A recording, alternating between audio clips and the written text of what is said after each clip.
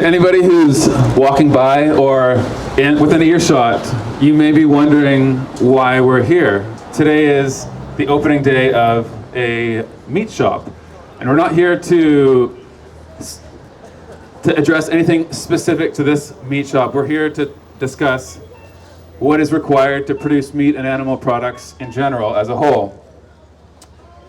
So to do this, I want to tell you a little bit about my story. So I grew up on a small family farm out in the valley, local, organic, free range, basically what you would see on a commercial advertising meat.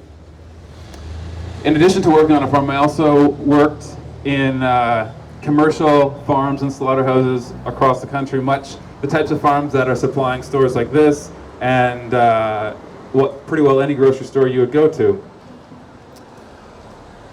And the point I wanted to make, among probably several others, is whether the animals are raised on a small, free-range, local organic farm or a commercial farm, they all scream the same way when you cut off their body parts.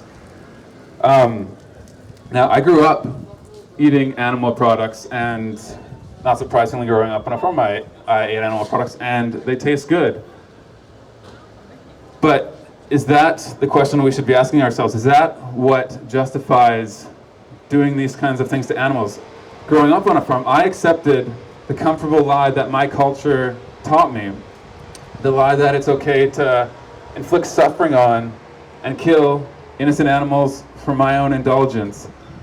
The lie that it's wrong to mutilate, to confine, and kill dogs, but it's perfectly fine to do those exact same things to cows, pigs, chickens, sheep, fish.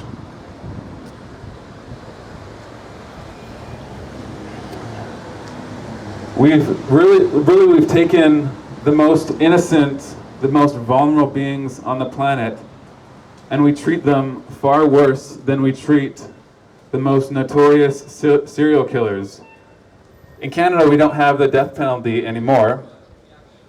But in Canada, like for a serial killer who's given a life sentence, we would never think of, we wouldn't dream of forcing that notorious serial killer to live in the conditions that we force the most innocent, vulnerable beings on the planet to live in.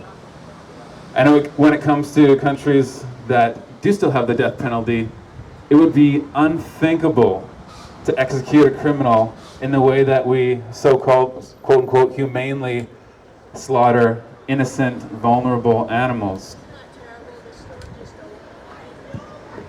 So this woman here, she's just said this is terrible because the store just is open. What I would ask her and anybody who makes similar statements, which is more terrible?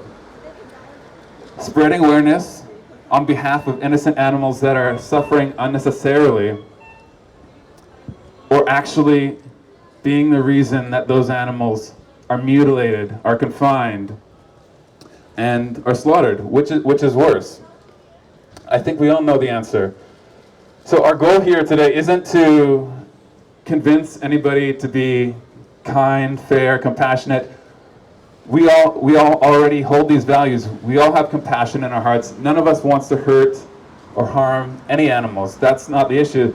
The issue is that we're disconnected from the process that is required in order to produce these products. To come into a store like this and purchase animal products to pull a pack of bacon off the shelf is a very different experience than looking into the eyes of a pig before he's slaughtered.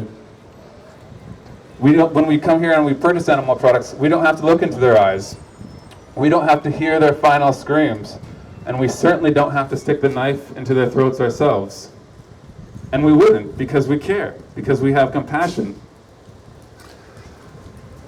So the question that I hope we would all ask ourselves is mutilating animals, is confining them in farms, and is killing them in alignment with our values of justice, of fairness, of compassion, of doing what's right?